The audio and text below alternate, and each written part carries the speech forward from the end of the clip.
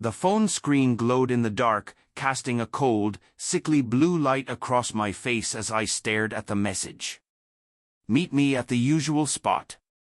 10 p.m. Don't tell him.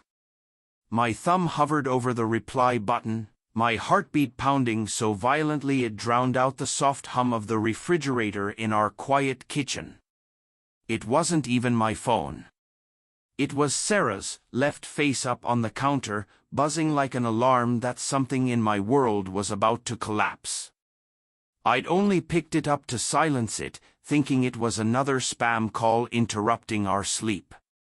But those words, they burned into my eyes, each one a shard of glass slicing through my chest. I set the phone down, my hands shaking, my stomach churning as I looked toward the hallway leading to our bedroom. Sarah was asleep, her soft snores steady and peaceful. The same woman I'd loved for 8 years, married for 5. The woman who'd laughed with me through burnt dinners, who held my hand at my father's funeral, who once looked at me like I was her entire world, was now hiding something. Or someone. The air grew heavier, thicker, as if even the house itself was holding its breath, waiting to see what I'd do. But I didn't confront her that night. I couldn't. My mind kept spinning, replaying every detail of the past few months, her late nights at work, the sudden phone locks, the girls' nights that stretched past midnight. Each memory clicked together like puzzle pieces I wished I could throw away.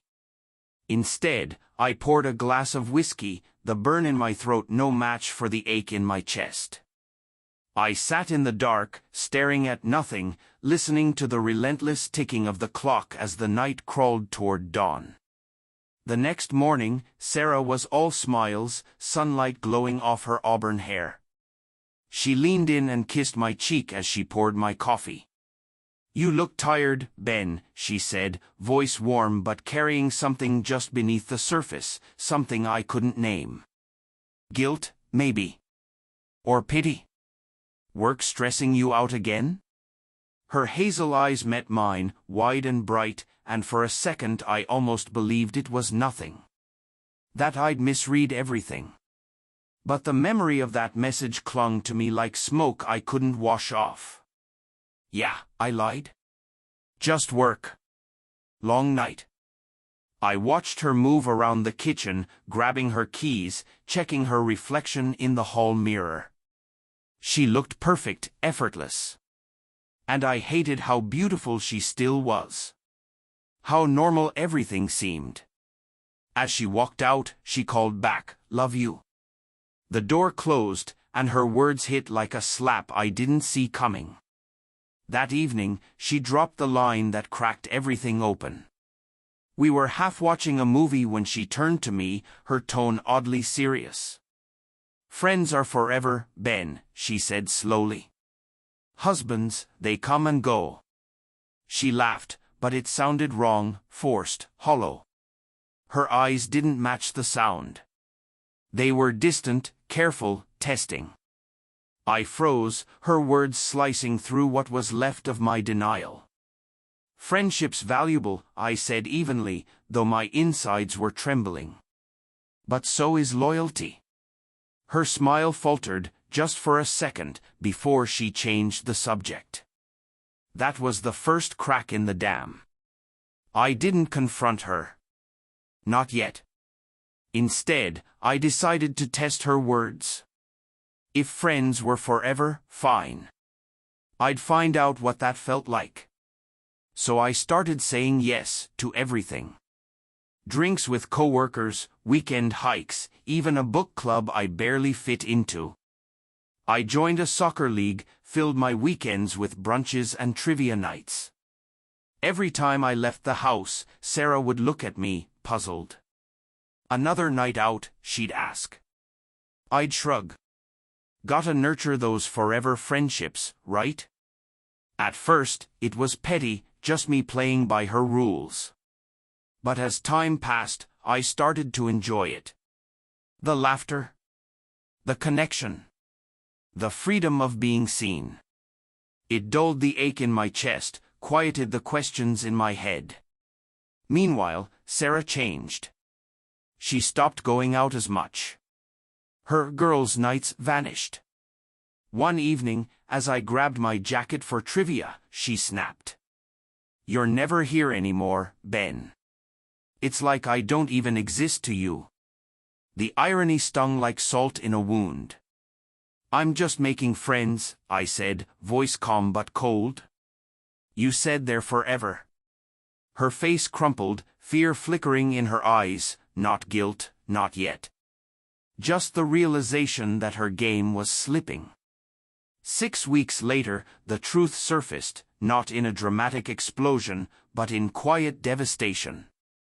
I'd come home early from a cancelled poker night.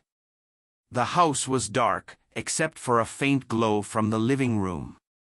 Sarah sat on the couch, phone in hand, tears running down her face. She didn't hear me step in. I stood there, watching as she typed, deleted, and typed again.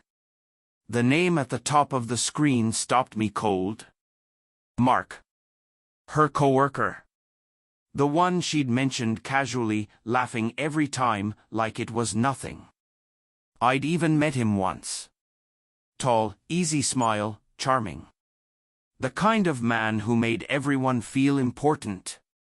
"Sarah," I said quietly. She jumped, the phone clattering to the floor. The look in her eyes was enough.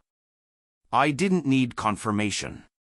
I saw it, the guilt, the panic, the collapse of every lie she'd told. "It's not what you think," she whispered. But it was. When I asked if she'd slept with him, she didn't deny it. She just cried. The words came out in broken pieces, how it started with flirting, how she felt unseen, how Mark made her feel alive. Every confession twisted deeper, ripping through what was left of us. "I didn't mean for it to happen," she sobbed. "I love you, Ben. I got lost. Lost." My voice cracked. "You chose this, Sarah.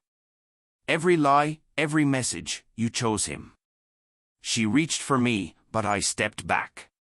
The space between us felt endless. Her own words echoed in my mind. "Friends are forever. Husbands come and go." That night, I didn't leave. I just lay on the couch, staring at the ceiling, suffocating under the weight of every missed sign. By morning, I'd made up my mind. I packed a bag, not to leave her forever, but to save myself long enough to breathe. As I reached the door, Sarah grabbed my arm, desperation in her voice. "Please, Ben. We can fix this. I'll end it. I'll do anything." I looked at her, really looked, and saw someone I didn't recognize anymore. "Forever," I said quietly, "was supposed to include your husband." I walked out, the door closing softly behind me. The sound echoed like the final note of a song that used to mean everything. I didn't know if I'd ever come back. But as the cold morning air hit my face, one truth anchored deep in my bones. I deserved more than a love that needed lying to survive.